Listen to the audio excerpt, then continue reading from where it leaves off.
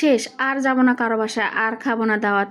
আপনারা কি ভাবছেন আমি রাগ করেছি? অবশ্যই রাগ করেছি না। মানে আজকে শেষ আমাদের দাওয়াত, যেহেতু বাচ্চাদের স্কুল শুরু হয়ে গেছে। আজকে বাচ্চাদের স্কুল ছিল, সেই স্কুলটা গ্যাপ গিয়েছে, যা আজকে আর কোথাও যাব না, আজকে শেষ দাওয়াত ছিল। এটা হলো ভাইয়ের শ্বশুর বাড়িতে, উকিল ভাইয়ের শ্বশুর বাড়ি। এখানে আমাদেরকে সবাইকে বলছে, যেহেতু বিয়ের পরপর সে খাওয়ানোটা ছিল না, তাই ঈদের পরপর আমাদের সবাইকে সে খাওয়ানো হলো। আর এটা ছিল টঙ্গী থেকে একদম কামারপাড়া, একদম ইজি 5 থেকে 10 মিনিটের রাস্তা। আর এসব গাড়ি দিয়ে আসলে তো কোনো কথাই নেই, খুব তাড়াতাড়ি মনে হয় গেলাম আর আসলাম এরকম আর কি। তো দেখেন কথা বলতে বলতে মানে একটু সময় কাটাতে কাটাতে মনে হয় যে মানে গাড়িতে বসলাম আর নামলাম এরকম আর কি। তো গাড়ি ছিল 3, অনেকগুলো মানুষই ছিল। তো আসার পর উপর ওঠার সাথে সাথে তারা আমাদেরকে শরবত দিয়ে আপ্যায়ন করেছে, আর ঘরের ভিতরে সবাইকে বসার ব্যবস্থা করছে, যেহেতু বাইরে প্রচুর পরিমাণ রৌদ্র, ছাদে কিন্তু বসা যাবে না। আর আমার এই ফাঁকে আমার ছোট ছেলে কি করতেছে, এখানে দোলনা নিয়ে বসে। আমি বলছি তোমরা বাবার সাথে খেয়ে ফেলো, কারণ পুরুষরা আগে বসছে আর আমরা একটু পরে খাবো আর কি। আর আমার ছোট ছেলেটা আমাকে প্রচুর পরিমাণ বিরক্ত করে, আমাকে একটু ভিডিও করো, আমি এখানে বসি সেটা করি। মানে তার সাথে সাথে আমার সময় কাটতে হয়, আমি সময় দিতে পারি না। আর এখন ছেলেকে নিয়ে বসতে পারবো, কারণ সময়ের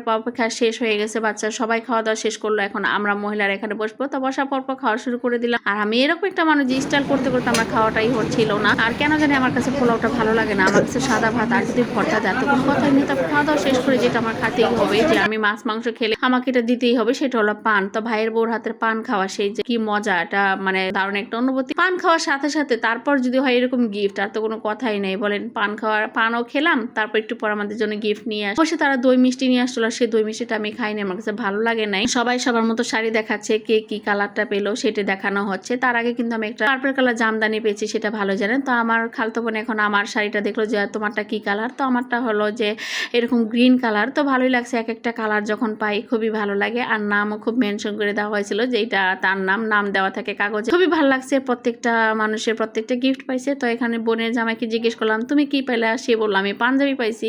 এটা কিন্তু সে আমার উকিল ভাই, হ্যাঁ, ওর নাম হলো রাজু।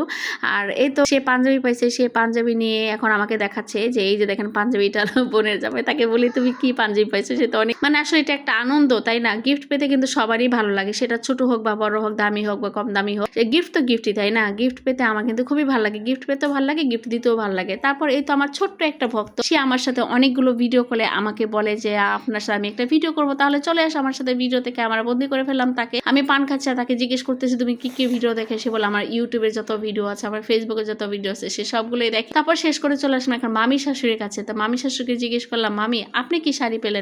মামিটা খুলে আমাকে দেখাচ্ছে যে সে কি কালার শাড়িটা পাইছে, তার শাড়িটার কালারটা অনেক সুন্দর। এখন মামি বলতেছে মারে আমি তো পাতলা শাড়ি পরতে পারি না। আমি বলতেছি সমস্যা নাই, পাতলা শাড়ি আপনি পরবেন না, আপনার বউরা পরবে, কারণ শাশুড়িরা যা পায় বউরা তাই পায়। তখন মামি আবার আমার শাড়িটাও দেখলো, আসলে দেখার মধ্যে খুবই আনন্দ, তাই না? মামিকে বললাম যে পরে পরে আমাকে দিবেন, যেহেতু আমি থাকলে আমার শাশুড়ির শাড়িগুলো আমি পরতাম। এটা কিন্তু অনেক আলাদা একটা অনুভূতি, হয়তো বা নাই তার জন্য এখন ওই ভাগ্য নাই যে শাশুড়ির শাড়ি পরার, ভাগ্যটা আমার কপালে নাই। সবার ভাগ্যে যে সবটা হয় এটা আসলেই হয় না আর কি। তো যাই হোক, এখন মা ছেলে পান খাচ্ছি, পান খেয়ে খেয়ে দোলনায় বসছে। আমার ছেলে আমাকে জোর করে নিয়ে যাচ্ছে যে চলো তুমি দোলনায় বসো, তার সাথে একটু দোলনায় বসতেই হলো ভাগ্য গুণে। তো আমি তার সাথে বসার পর এখন আমরা বিদায় মুহূর্ত, সবার সাথে একটু গল্প করার। মহিলা মানুষ এমন একটা মানুষ যেখানে বসে থেকে কাঁঠালের আঠার মতো বসতেই থাকে, আর সেখানে একটা না একটা গ্যাঞ্জাম হয়ে যায়, এরকম একটা অবস্থা। তো মহিলারা বসলে দুনিয়া রকমের কথা হয়। তো আজকের মতো এখানে সবাই ভালো থাকে, আর আমাদের মহিলা মানুষের জন্য একটু বেশি দোয়া করবেন যেন আমরা তাড়াতাড়ি ভদ্র হয়ে যায়, কথা যেন কম বলতে পারি। তো আজকের মতো এখানে সবাই ভালো থাকবেন। আমাদের ভিডিওগুলো কেমন লাগে অবশ্যই জানাবেন। আমাদের ভিডিওগুলো যদি ভালো লাগে প্লিজ প্লিজ প্লিজ একটা লাইক, একটা ফলো, শেয়ার দিয়ে পাশে থাকবেন। আল্লাহ হাফেজ।